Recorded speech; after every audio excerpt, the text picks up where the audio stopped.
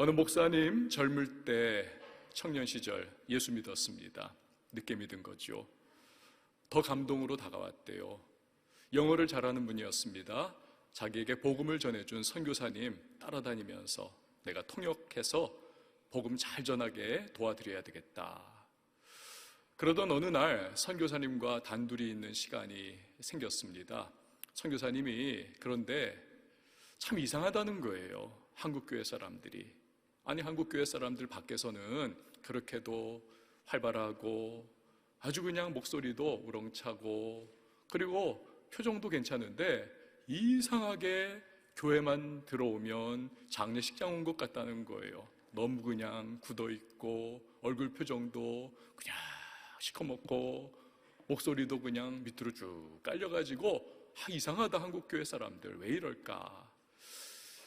목사님이 당시 청년이죠. 할 말이 별로 없더라는 겁니다. 진짜 그러니까 둘러댔대요. 그것은 아마도 우리 한국교회 사람들이 영성이 아주 너무 깊어서 교회만 오면 예수님의 고난과 죽으심을 묵상하기 때문이 아닐까요? 그러자 선교사님이 당장 대꾸를 하더래요. 그러면 그 고난받고 죽으신 예수님이 사흘 만에 부활하신 것은 생각 안 합니까? 여러분, 오늘 우리가 부활주일입니다. 바로 그날입니다. 예수님께서 고난받으시고 죽으셨지만 사흘 만에 부활하신 사건을 우리가 기념하고 감사하고 예배하는 축복의 시간입니다. 여러분, 우리가 이 코로나19와 인생의 여러 가지 문제 때문에 답답하고 막 그냥 우겨넣은 종이처럼 우리의 마음이 막 찌그러져 있고 또 여러 가지로 힘들고 어려워서 참 별 활기찬 마음이 안 든다 할지라도, 그러나 여러분, 오늘만큼은 우리 오늘 이 부활주일, 예수님의 부활의 감격을 우리가 묵상하는 이 주일만큼은 이 예배를 우리가 감사로 드리고 축제로 드리고 활기차게 드리고 은혜를 사모하면서 우리 힘있게 예배하는 저와 여러분이 다 되실 수 있기를 바랍니다. 제가 목회자지 않습니까? 이렇게 성도님들을 보잖아요. 가만히 보면 이 사람마다 자신이 생각하는, 자신이 주로 이렇게 초점을 맞추는 예수님에 대한 이미지, 예수상이 있는 것 같습니다. 그래서 사업하시는 분들 보면 정말 사업을 잘 되게 하시고 도와주시는, 그러한 도움 주시는 이 예수님에 대한 이 마음이 꽉 있어요. 부모님들은 자녀의 인생 정말 지키시고 돌보시고 열어주시는 그러한 예수님에 대한 마음을 가득 가지고 있지 않겠습니까?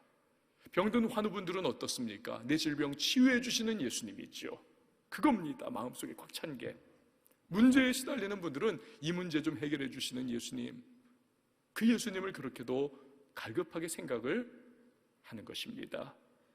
자, 물론 우리를 불쌍히 여기시는 좋으신 예수님이시죠. 그래서 우리의 그런 마음을 아시고 우리 주님께서는 너그러운 마음으로 그렇게 다가와 주십니다. 문제 해결도 주시고 병 치유도 또 해주시기도 하시고 사업도 도와주시고 자녀의 길도 이렇게 열어주시는, 얼마나 너그럽고 참 선하고 좋으신 예수님이시죠. 우리를 잘 아세요. 그런데 여러분, 여기에 한 가지 위험이 있을 수가 있습니다. 위험. 그것은 내가 생각하는 예수, 내 좁은 소견으로 기대하는 예수, 그렇게 가두어 놓아버릴 수 있는 위험이 있습니다. 미국에 있을 때 다니던 신학교의 교수님들이 종종 그런 말을 했어요. 당신의 좁은 소견과 당신의 인간적인 생각과 당신이 가지고 있는 판단의 박스에 예수님을 가두어 놓지 마세요. 우리가 그러한 예수님으로부터 작은 응답도 받을 수 있고, 그래서 기뻐할 수도 있고, 때로는 간증도, 주변 사람들이 와, 나 이런 예수님 만났어 라고 말을 할 수도 있지만, 사실 우리의 생각과 우리의 이성과 우리의 판단과 우리의 소견에 여러분, 예수님은 담을 수 없습니다. 그분은 크고 위대하신 하나님, 우리의 모든 생각보다도 더 크신 예수님, 그래서 여러분, 우리가 나의 박스에 예수님을 이렇게 가두어 놓고 있다가는 자이든 타이든 자칫하면 정말 우리에게 진정한 축복과 진정한 은혜를 주시고자 하시는데 그건 놓쳐버릴 수도 있는 것입니다. 너무 안타까운 일이 되는 거죠. 장님 코끼리 만지는 식으로 그냥 작은 예수님, 그냥 귀퉁이의 예수님, 그렇게 될 수 있는 것이죠. 그 한 예가 오늘 본문에 나오는 이 엠마오로 가는 두 제자의 모습입니다. 자, 예수님이 죽으셨어요. 십자가에서 비참하게 죽으셨습니다.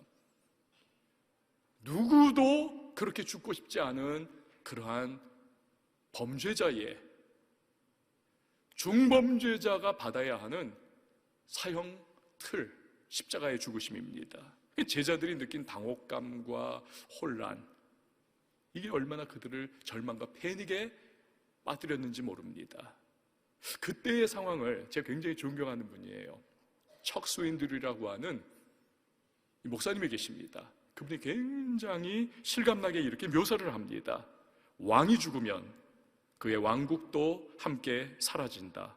안식일 전날 예루살렘의 하늘이 캄캄해졌을 때 그들의 왕은 두 명의 죄수 사이에서 로마인들이 세운 십자가에 차가운 시신으로 매달려 있었다. 그러는 사이 적들은 돈벌이를 위해 마련된 성전 시장에서 다시 우쭐댔고, 정치가들은 진리를 권력과 맞바꾸는 일상의 거래를 재개했다. 성전에서는 모든 일이 정상으로 돌아왔다. 여러분 아시죠? 타락한 정상입니다. 타락한 모습으로 다시 돌아갔다는 거죠. 그러나 예수님의 추종자들에게 유월절 축제는 오랫동안 기다려온 꿈의 소멸을 상징했다. 주일 아침 미몽에서 깨어난 하나님 나라의 백성들은 이제 무엇을 해야 할지 생각하고 있었다. 12사도는 사방으로 뿔뿔이 흩어졌다. 일부 제자들은 종교 지도자들이 두려워 도시의 모처에 있는 큰 집에 문을 닫아 걸고 모여 있었다. 마음이 어수선한 다른 두 제자는 함께 도시를 떠나기로 작정했다. 그렇게 해서 오늘 이 두 제자는 아마도 자신들의 고향인 엠마오 마을로 가고 있었던 것 같습니다. 누가가 18절에서 밝혔듯이 그 중에 한 사람의 이름은 글로바입니다. 어쩌면요, 다른 한 사람의 이름은 그의 아내이기 때문에 기록을 안 한 것일 수도 있어요. 유대 사회의 고대의 가부장적인 그러한 전통인 거죠. 남편의 이름만 기록하는 겁니다. 만약 그것이 옳다면 부부가 함께 예수님을 따랐겠죠. 열심히. 그러나 비참하게 십자가에서 죽으시는 그 예수님을 바라보면서 마음이 완전히 무너져 내린 겁니다. 그래서 실망하고 허탄한 마음으로 이제 고향 엠마오로 다시 돌아가는 것입니다. 그들은 납덩이처럼 무거운 발걸음으로 그간 있었던 일들을 두런두런 이야기하면서 소망 없는 그러한 마음 부여잡고 내려가고 있었던 거지요. 그런데요, 그때에 부활의 주님께서 그들을 찾아오십니다. 15절 말씀 우리 같이 한번 읽어봅니다. 시작. 그들이 서로 이야기하며 문의할 때에 예수께서 가까이 이르러 그들과 동행하시나. 아멘. 여러분, 여기서 우리가 생각해야 할 것이 있습니다. 언제나 주님이 우리에게 먼저 찾아와 주신다는 사실입니다. 에덴 동산을 생각해 보세요. 그 첫 인간의 때부터 그랬습니다. 그들 범죄했습니다. 선악과 따먹었습니다. 반역한 거죠. 두려워 숨었습니다. 그런 그들에게 하나님께서 찾아오신 것입니다. 아담아, 내가 어디 있느냐? 그 이후의 성경의 역사를 쫙 보면 늘 그래요. 주님이 찾아오십니다. 사도 바울은 찾아와 주시는 주님의 그 결정판, 이것을 로마서 5장 8절에서 이렇게 말씀합니다. 우리가 아직 죄인 되었을 때에 그리스도께서 우리를 위하여 죽으심으로 하나님께서 우리에 대한 자기의 사랑을 확증하셨느니라. 우리는 죄인입니다. 우리는 저주의 사람들입니다. 하나님의 심판의 대상입니다. 그런데 이런 우리를 구원하시기 위하여 주께서 찾아와 주셨다는 것이죠. 여러분, 이걸 뭐라고 부릅니까? 받을 수 없는 사람이 받은, 이것은 바로 은혜라고 부르는 것입니다. 할렐루야. 그렇습니다. 우리는 주님과의 관계에 있어서는 언제나 이 받는 존재예요. 받는 존재. 그러니까 우리는요, 하나님이 이렇게 주시고자 하실 때 잘 받아야 해요. 잘 받아야 해요. 제가 우리 이 딸에게 이제 가끔씩 얘기하는 게 있습니다. 딸이 좀 성격이 저를 닮은 구석이 좀 있어요. 좀 저도 그래요. 뭐가 이렇게 짐 같은 게 있으면 그냥 여기 걸고 여기 걸고 목에 걸고 등에 메고 그냥 앞에서 이렇게 해가지고는 끙끙끙끙 그냥 그걸 그냥 다 그냥 한 번에 다 들지 않으면 안 되는 좀 못돼 먹은 성미가 좀 있어요. 그래가지고 그러는데 이게 남자인 저는 그래도 여자인 제 딸, 몸도 작은 애가 이걸 그냥 그렇게 들고 막 그냥 낑낑거리면서 가는 그 모습이 이렇게 보면 참 마음이 별로 좋지를 않아요. 제가 그래서 그럴 때마다 이 아이에게 천기누설을 합니다. 얘야, 여자애가 말이야, 너무 그렇게 억척스러운 모습을 보이면 매력적이지 않아. 그럴 때는 말이야, 이 페미니즘 뭐 그런 분들이 들으면 굉장히 싫어할지도 모르겠지만, 그럴 때는 말이야, 아빠 같은 이런 남자, 뭐 다른 남자, 뭐 남자 친구든지 뭐 교회 친구들이라든지 그 앞에서 이렇게 얘기하는 거야. 너무 무거워서 힘들어서 못 들겠다. 그러면 좀 도와달라는 말에 아빠든 남자들은 자기가 정말 너무 힘들어도 신이 나가지고 드는 법이야. 그러면 그때 와, 힘세네요, 대단해요 한마디면 끝나. 그러면 남자는 그냥 우쭐해가지고 더해. 그게 남자들의 특징이야. 너희 엄마 봐, 칭찬 한마디로 아빠 들었다 놨다 하면서 다 시켜 먹잖아. 여러분, 잘 받으면요, 주는 사람도 굉장히 기쁩니다. 신이 납니다. 하나님도 그러시지 않겠습니까?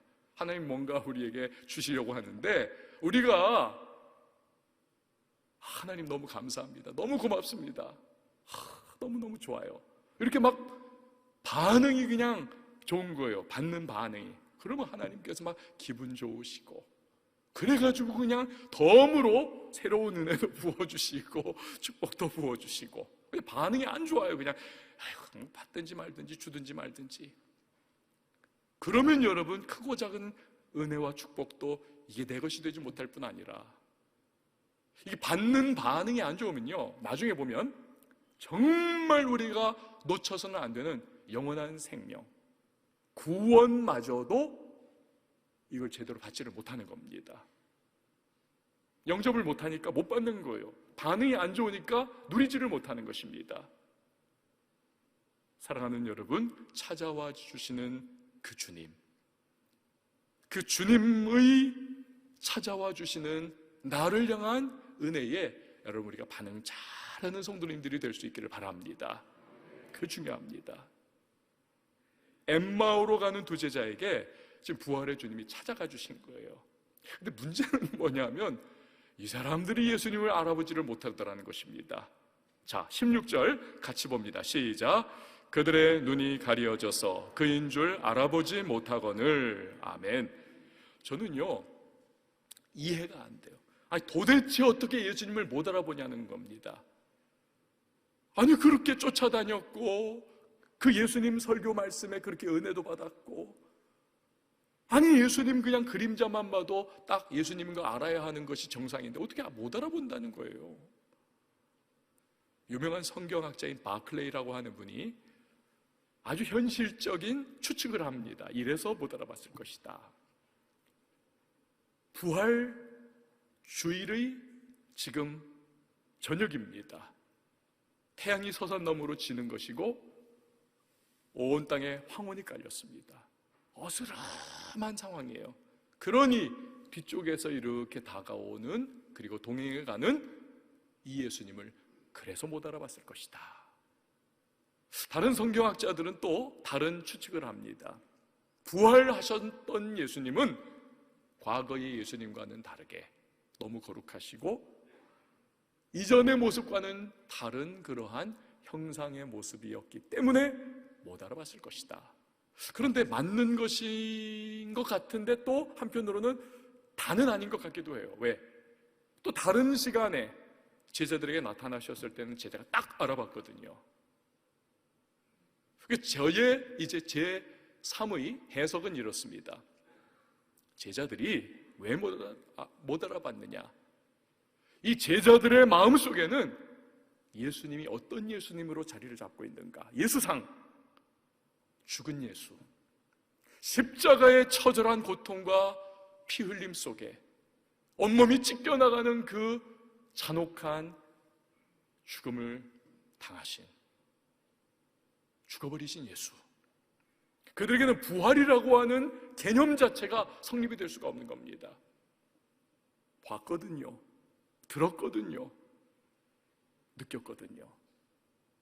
그러니 황혼역에, 지금 환경은 황혼이에요. 그 어스름한 때 다가오시는 그 예수님, 동행하시는 예수님, 그래서 못 알아보지 않았을까? 사실은요, 예수님께서 여러 번이나 이미 십자가와 부활에 대해서 말씀을 해주신 바가 있습니다. 예를 들어 마가복음 8장에 보면 너희는 나를 누구라 하느냐? 베드로가 톡 튀어나오죠. 저는 그리스도이십니다. 이거 대단한 신앙 고백을 하나님께서 영감을 주셔서 그가 한 거예요.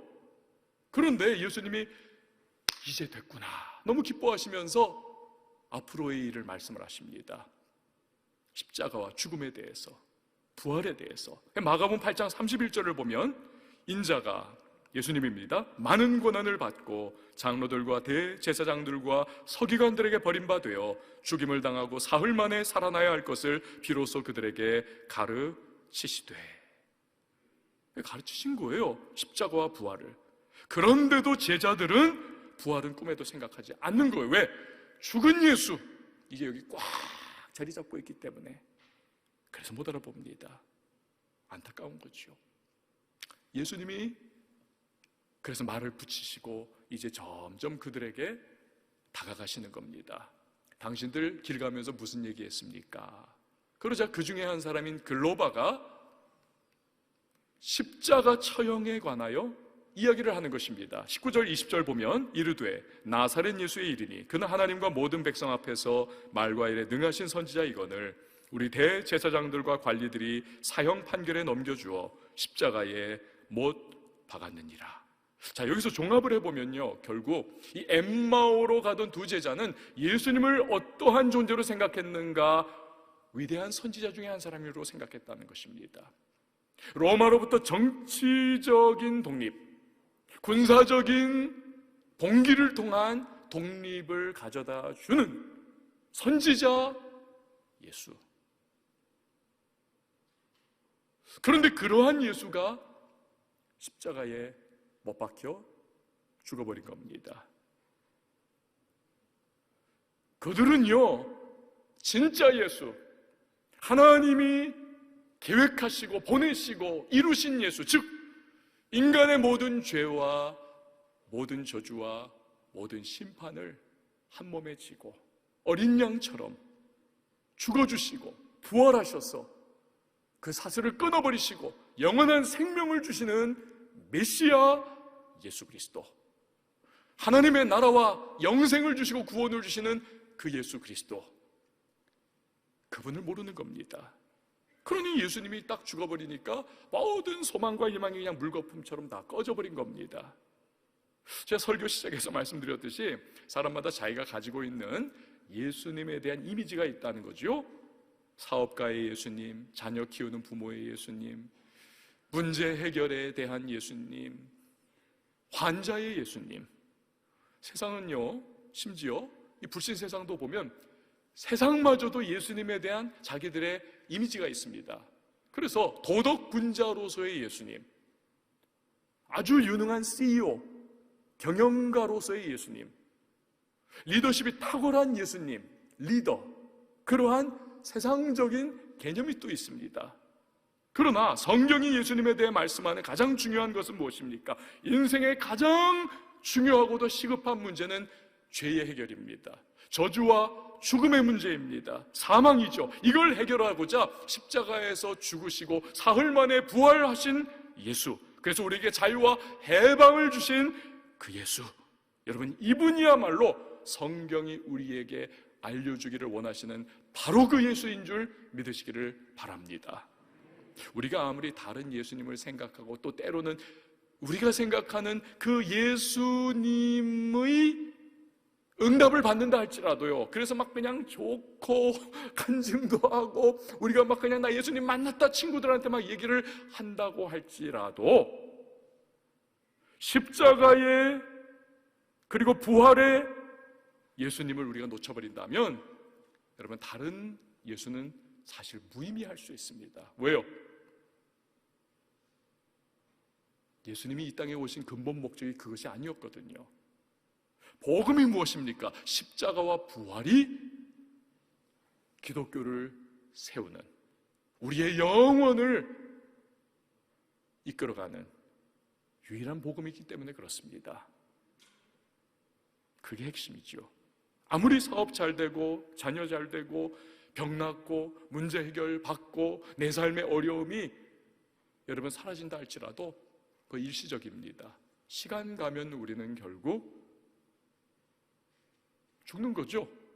죽음이야말로 인생 최대의 문제요, 인생 최악의 실패가 아니고 무엇이겠습니까? 여러분, 가끔 그런 생각 저는 이제 종종 생각하거든요. 그런 생각 안 하세요? 야, 왜 어렸을 때는 시간이 그렇게 참 안 갔잖아요. 시간이 이렇게 되게 천천히 가는 것 같고 하루도 굉장히 길고, 근데 왜 나이가 들면 시간이 그렇게 휙휙 가버리는가? 그런 생각 안 드십니까? 여러분, 2022년도 1월 1일 날 우리가 여기서 이제 신년 예배를 드린 게 엊그제 같은데 벌써 4월이에요. 벌써 4월. 2022년 이제 여러분 다 간 겁니다. 그래서 지난주에 제 아내하고 식사 중에 그런 얘기를 했습니다. 아, 올해도 진짜 너무 빠르다. 벌써 4월이니까 이제 태신자 끝나면 여름 오고, 여름 끝나면 이제 부흥회 할 텐데 가을 부흥회 끝나면 야, 이제 2020년 다 갔네. 그 얘기를 했어요. 그렇지 않습니까? 너무 빨라요. 왜 그럴까요? 이 과학자들이 두 가지 이유를 발견을 했습니다. 첫 번째는 우리 안에 있는 호르몬 때문이라는 겁니다. 도파민이라고 하는 호르몬, 행복 호르몬, 쾌락 호르몬, 이 도파민. 그런데 어렸을 때부터 시작해서 20살에 이 도파민이 최고조에 이른다는 겁니다. 그렇기 때문에 무언가 어떤 경험을 하고 새로운 일을 접하고 내 삶에 이렇게 다가오는 현실들이 이게 굉장히 감각적으로, 굉장히 의미 있게 아주 그냥 탁탁 다가온다는 거예요. 그리고 각인이 된다는 겁니다. 깊은 기억으로. 그러니까 그런 일들이 어렸을 때 소년기, 청소년기, 청년기 많지 않았습니까? 새로운 것들도 그렇고. 그러니 시간이 길게 느껴지는 거죠. 그러나 나이 들면 도파민이 이제 쭉 생성이 낮아지니까 이제는요, 그물망이 홍 열린 거하고 비슷합니다. 웬만한 거는 그냥 다 지나가 버려요.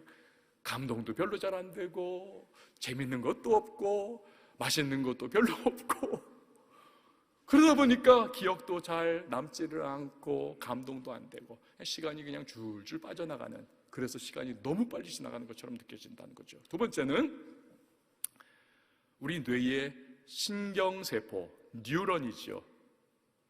여기 뉴런의 정보 전달의 속도 때문이라는 것입니다. 어렸을 때, 젊었을 때 여러분 굉장히 활발하잖아요. 막 새로운 것들을 엄청나게 스폰지 빨아들이듯이 그렇게 정보 처리를 막 하지 않습니까? 그런데 나이가 들면 어떻습니까? 정보 처리 능력이 쭉 떨어집니다. 그래서 막 청소년 애들이 막 얘기하는 거 못 알아듣습니다. 막 애들이 막 좋아하는 노래 막 이렇게 들어보면 저게 한국말인가 저게 미국 말이니까 잘 이해가 잘 안 돼요. 막 정보 처리 능력이 떨어지는 겁니다. 그러다 보니까 젊었을 때는 막 정보 처리가 막 되니까 시간이 알짜가 되는 거예요. 길게 느껴집니다. 웬만큼 나이가 들면 정보 처리 능력이 떨어지니까 역시 그물망이 막 그냥 빠져나가는, 그래서 시간이 휘휘 지나가는 그러한 느낌을 받는다는 것입니다. 이런 이유들로 인해서 나이가 들면 1년이 그냥 눈 깜빡할 사이에 휙 지나가 버립니다. 그래서 여러분 그런 말 하잖아요. 40대는 인생이 40km, 50대는 인생이 50km, 60대는 60km. 그러다 보면 10년 세월이 휙 하고 지나가 버립니다. 그러다 보면 어느 순간이면 우리가 하나님 앞에 서게 되는 것이죠. 여러분, 근데 그 순간에 우리를 지켜주고 우리를 보호해주고 우리를 구원해주는 것이 무엇입니까? 바로 예수 그리스도의 십자가와 부활인 것입니다. 이 부활신앙, 십자가에 대한 믿음, 이것이 우리를 지켜주고 이것이 우리를 천국 생명을 갖게 하고 이것이 죄와 저주와 심판에서 우리를 보호해주는 것입니다. 그래서 여러분, 우리가 붙들어야 할 것은 십자가와 부활의 예수님이어야 하는 것입니다. 제가 군대에 있을 때 아주 뜻깊은 경험을 한 적이 있어요. 어느 해인가 군대에서 부활절을 앞두고 있었던 때입니다. 그 역으로 이제 계산을 해가지고 부활절 40일 전부터 아침 금식을 좀 해봐야 되겠다. 군대니까 뭐 하여튼 팍팍하지 않습니까? 그러니 나 이번에는 좀 군생활에서 좀 은혜를 갈망해 봐야 되겠다. 그런 마음을 하나님이 주셨어요. 40일 아침 금식을 이제 시작을 하고 마지막 땡 하는 그 40일째는 부활절 아침인 겁니다. 하나님께서 정말 도우시고 은혜를 베풀어 주셔서 참 힘들지만 그래도 잘 마무리를 하게 됐습니다. 그 마지막 날 부활절 새벽 자다가 꿈을 꾼 거예요. 근데 꿈속에서 굉장히 큰 사각형으로 된 투명한 수조가 이렇게 있더군요. 근데 그 안에 뭐가 있냐면 이 뱀들이 우글우글한 겁니다. 성경에서 여러분 뱀은 마귀의 상징 아닙니까? 그러니까 꿈속에서도 내가 지금 이 마귀의 어떠한 그 공격과 또 그러한 모습들을 내가 지금 보는 거구나, 이 느껴져요, 꿈속에서도. 그런데 신기한 것은 어느 순간 갑자기 그 수조 안으로 물이 막 들어가는 거예요. 물이 막 쫙. 그러면서 물이 차오르는데 그 물에 닿는 뱀마다 다 죽어버리는 겁니다. 나중에 물이 꼭대기까지 차니까 뱀이 다 죽어버렸어요. 그러면서 꿈속에서 생각하기를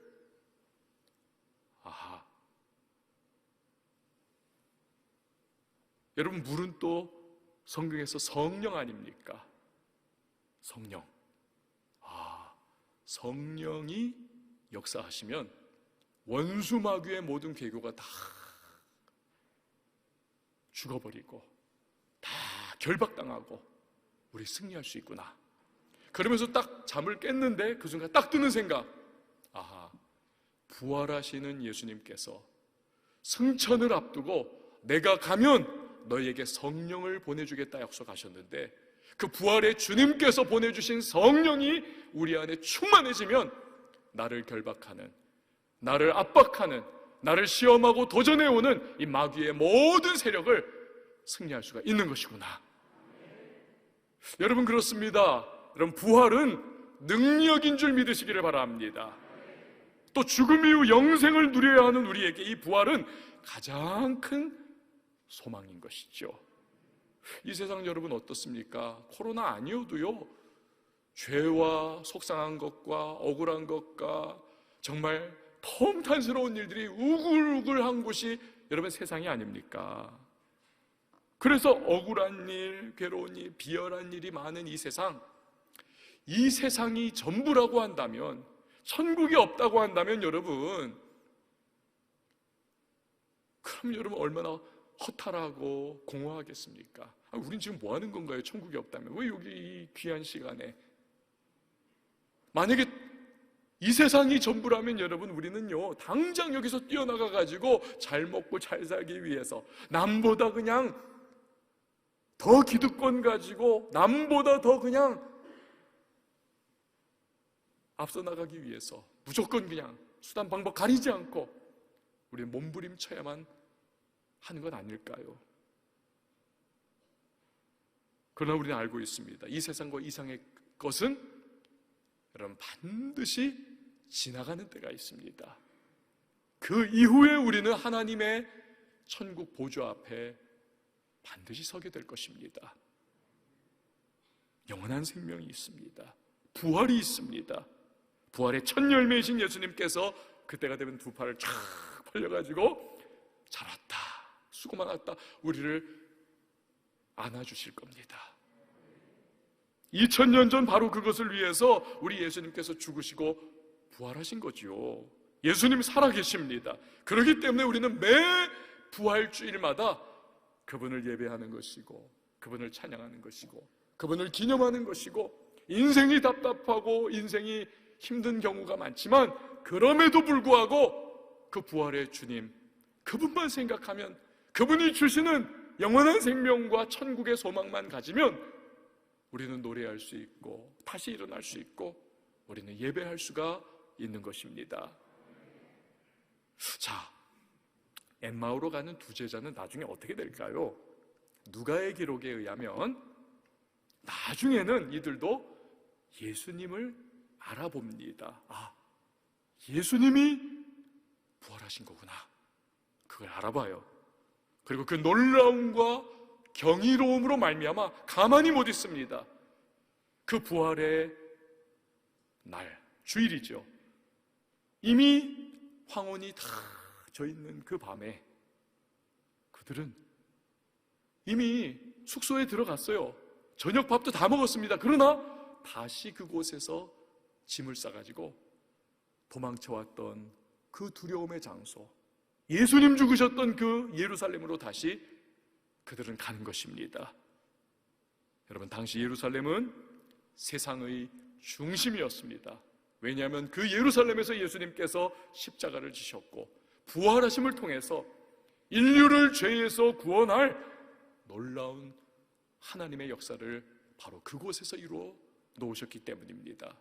이 엠마오로 가던 두 제자, 그 세상의 중심인 예루살렘으로 돌아가서 그들은 그곳에서 부활의 주님을 소리 높여 외쳤던 것입니다. 그것이 부활신앙으로 변화된 이 두 사람의 모습입니다. 미국에서 소위 이 학문의 도시라고 일컫는 곳이 보스턴입니다. 그 보스턴에 찰스 강이라고 하는 강이 쫙 있거든요. 그런데 그 강 주변에 정말 네로라 하는 학교들이 다 있어요. 하버드 있죠, MIT 공대 있죠, 보스턴 대학교 있죠, 뭐 이런 학교들이 주르륵 있는데요. 또 그 보스턴에 아주 유명한 신학교가 하나가 있습니다. 고든 코넬 신학교예요. 우리 교회 장애인 교회 있지 않습니까? 이 장애인 교회 디렉터인 김옥기 목사님이 그 고든 코넬 신학교 출신이에요. 근데 이 신학교가 설립되는 과정에 아주 뜻깊은 에피소드가 하나가 있었습니다. 러셀 코넬이라고 하는 분이 이 학교를 세웠어요. 이분은요, 남북전쟁 당시에 대령으로 군생활을 했습니다. 하나님 없다는 철저한 무신론자였습니다. 근데 어느 날 치열한 공방전이 벌어지면서 밀리기 시작했어요. 적이 그냥 노도와 같이 밀고 들어오니까 이거 후퇴하지 않으면 큰일 나는 겁니다. 정신없이 부하들을 끌고 후퇴를 했어요. 그런데 앞불싸 어느 지점 가가지고 정신을 차려보니까 장교로서는 생명과 같이 여기고 있던 칼, 그 지휘도, 이걸 퇴각하던 그 장소에 놔두고 그냥 빠져나온 거예요. 큰일 난 겁니다. 그것이 명예요. 그걸 잃어버리는 것은 장교의 수치 중에 수치인 것입니다. 어떻게 해야 되나? 그런데 이 러셀 코넬 대령의 지근거리에서 늘 수종도 들고 그렇게 함께 있던 어린 소년병 하나가 있었습니다. 이 소년병이 대령님, 제가 그거 가져오겠습니다. 그리고는 적진을 향해 나간 거예요. 요리조리 빠지고 저리저리 몸을 숨겨가지고는 결국 퇴각했던 그 장소로 갔습니다. 목숨 걸고 그것을 챙겨가지고 다시 빠져나왔습니다. 아군이 있는 막사 쪽으로 오는 겁니다. 러셀 코넬 대령이 이렇게 보니까 그 소년병이 너무 대견하게도 손에 지휘검을 들고 그 지휘도를 들고 돌아오고 있는 거예요. 기뻤습니다. 상이라도 내가 줘야 되겠다. 웬일입니까? 그런데 저 눈앞에서 적이 쏜 총탄에 쓰러져 버립니다. 이 소년병이 죽어가면서 러셀 코넬 대령의 손에 지휘도를 건네주면서 그런 말을 해요. 대령님, 저는 죽는 게 두렵지 않아요. 왜냐하면 부활하신 예수님께서 언제나 나와 동행하고 계시거든요. 나와 함께하고 계시거든요. 이 러셀 코넬 대령이 이 소년병의 시신 앞에서 무너져 내립니다. 그리고는 소리를 높여 외칩니다. 하나님, 이 아이의 시신 앞에서 저는 어디로 가야 합니까? 이 소년병의 죽음 앞에서 저는 어떻게 해야 합니까? 그날 철저한 무신론자였던 이 코넬 대령이 하나님을 만납니다. 그분 앞에 거꾸러집니다. 그리고는 자기 자신을 평생 하나님 앞에 헌신하기로 결단을 내려요. 여러분, 이 수많은 신학생들을 배출했고 지금도 많은 신학생들이 공부하고 있는 이 훌륭한 신학교가 건립되는 데 있어서는 한 어린 소년병의 부활신앙에 대한 증언이 있었다는 사실입니다. 사랑하는 여러분, 여러분은 부활신앙을 가지셨나요? 여러분, 부활신앙에 대하여 확신을 가지고 계십니까? 그렇다면 우리 역시 주님의 십자가와 부활을 우리의 주변에 흘려보내야 하지 않을까요? 이 부활신앙을 삶으로 또 우리의 말로써 전해야 하지 않을까요? 오늘 엠마오로 가던 두 제자에게 있어서 예루살렘이 세상의 중심이었다면 성령께서 함께 동행하시는 우리에게는 우리가 발로 밟고 디디고 살아가고 있는 삶의 현장, 그 자리가 바로 세상의 중심입니다. 우리의 세상의 중심에서 우리 역시 부활하신 예수 그리스도를 소리 높여 외쳐야 하지 않겠습니까? 우리의 삶을 통하여 또한 드러내야 하며 부활 신앙에 합당한 모습으로 살아야 하지 않을까요? 그것이 하나님 백성인 우리가 해야 할 마땅한 모습일 것입니다. 그때 세상은 부활을 알지 못하고 예수 알지 못했던 이 세상, 그래서 죽음을 향해 나아가고 있던 이 세상은 알게 될 겁니다. 예수님 부활하셨습니다. 여러분, 오늘 우리가 함께 찬양할 텐데요, 모든 것이 은혜입니다. 하나님께서 은혜로 우리를 찾아와 주셨고, 은혜로 우리를 만나 주셨고, 은혜로 우리의 마음을 열어주셔서 우리가 복음을 받았습니다. 그리고 부활의 주님을 나의 주님으로 우리는 오늘 예배하고 있습니다. 이 은혜 받은 우리들, 오늘 이 찬양과 함께 주님을 노래하고 내 신앙을 고백하고 믿음으로 살겠노라고 결단할 수 있는 우리 모두가 될 수 있기를 바랍니다. 함께 찬양하도록 하겠습니다. 어둠 속 헤매이던 내 영혼 갈 길 몰라 상황할 때에 주의 십자가 영광의 그 빛이 나를 향해 비추어 주셔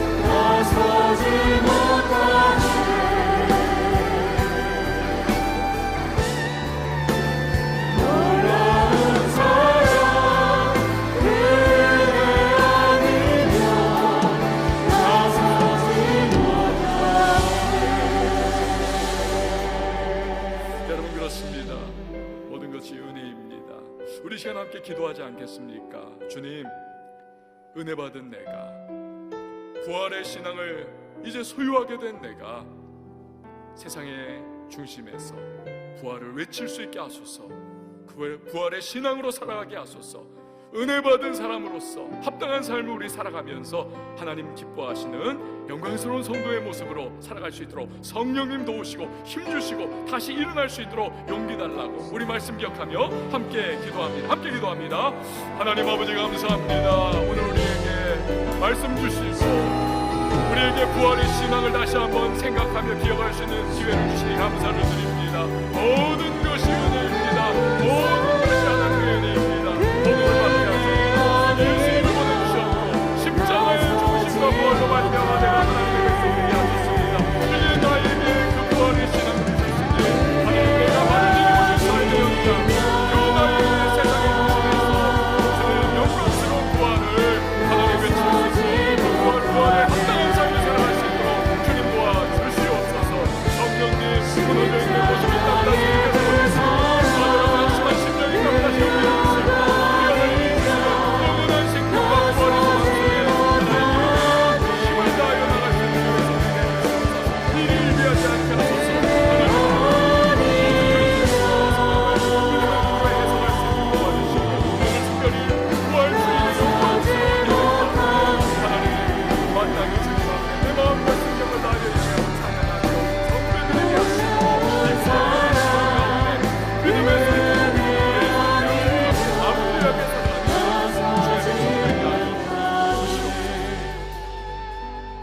내가 발을 디디고 있는 바로 그곳 세상의 중심에서 부활을 외치며 부활에 합당한 삶을 살게 하여 주시옵소서.